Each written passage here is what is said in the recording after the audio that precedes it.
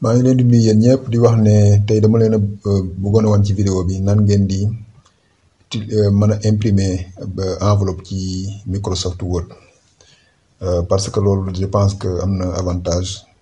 au lieu que ngay dem di fay par exemple pour ñu imprimer la sa enveloppe mën nga ko defal sa bopp bu nekkee ni am nga imprimante ak logiciel bi di Microsoft Word. léegi pour ma wan leen ni ngeen koy defee mooy da ngeen nan ñëw fii ci Microsoft Word. da ngeen dem ci fi ñu bind publi postage onglet bi foofu ngeen dem boo demee foofu après nga dem fi ñu bind enveloppe comme ni ngeen gisee nii enveloppe nga cliquer ci enveloppe léegi boo cliquer ci enveloppe daf lay demander destinataire bi ak ki nga xam ne nii mooy expéditeur bi maanaam par exemple destinataire bi mooy ki nga xam ne nii mooy recevoir ak kii bi ngay bind turam par exemple damay jël fi exemple rek mën naa def Abdou par exemple ma def par exemple 5 rue Valmy ñi exemple lay joxe rek voilà rue Valmy Dakar Sénégal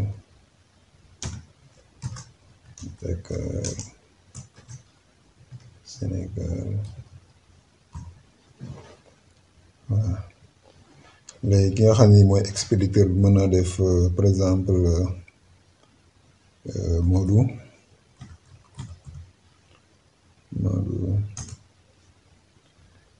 ma def par exemple ma def 21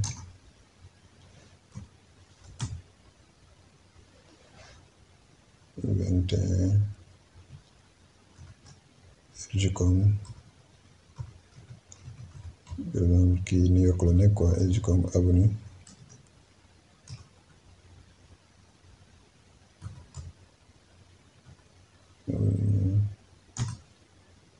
New York li exemple lay joxe rek New York USA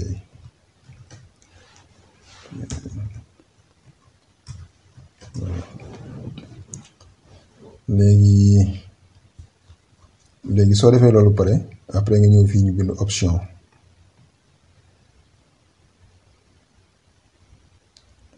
fii ñu bind option de l'enveloppe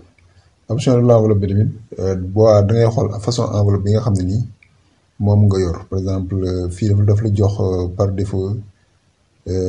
kii bi taille bi nga xam ne moom la choisir par défaut fii par exemple 110 sur 220 millimètres léegi nag bu boobaa da ngay xool enveloppe bi nga yor ban kii la ban taille la parce que enveloppe bi dafa bari ay façon am na US 11 12 14 yooyu yëpp am na léegi yow yaay xool enveloppe bi nga am ban taille la léegi nga méngale ko ak taille boobu par exemple bu nekk noonu enveloppe bi ñu yor nii par exemple nañ jël par exemple 110 sur 220 comme bi mu jël noonu par défaut après su la neexee police bi mën nga ko changer destinataire police mën nga ko changer xool police bi nga bëgg a jël par exemple bu nekkee mën nga ko def en gras nga def en gras def ok même kii bi tamit expéditeur police bu la neex mën nga ko def en gras yaay xool ban kii daal nga bëgg après boo defee loolu pare nga cliquer ci ok boo cliquer ci ok gis nga ni day changer affaire bi nga ñëwaat fii nii ci fenêtre bi déparé woon après nga cliquer ci fi ñu bind ajouter au document léegi mën a enregistrer la nouvelle adresse d'expéditeur comme adresse d'expéditeur définitive par défaut fii moom da ngay cliquer bii rek boo cliquer bi gis nga automatiquement mu indil la kii bi aperçu bi nga xam ne nii moom nga am enveloppe bi nii lay mel quoi boo ko imprimer nii lay mel kii mooy expéditeur bi kii mooy bénéficiaire bi ci gàttal daal noonu daal bëggoon woon léegi comme ni ma la wax rek li nga ci gën a yittewoo mooy xam ban façon enveloppe nga yor maanaam taille bi nu mu toll ak nga positionné ko bu baax tamit ci imprimante bi loolu tamit pour nga positionné ko ci imprimante bi ñu ñëwaat fii ci option yi option yi fii nii option d'impression bi foofu ngay cliquer option d'impression bi boo ci cliquer pour avant ngay imprimer mu def face vers le haut moo nekk nii, face vers le bas moo nekk nii, face vers le bas nii lay mel. bu dee face vers le haut nii lay mel comme ni nga ko gisee nii ci échantillon yi mu leen woon nii quoi. yaay xool bi nga par exemple bi nga bëgg a choisir nii lay mel wala bii ngay choisir wala bii wala bii yëpp ay option la yoo xam ne mën nga ko choisir mais boo si choisir rek il faut nga teg enveloppe bi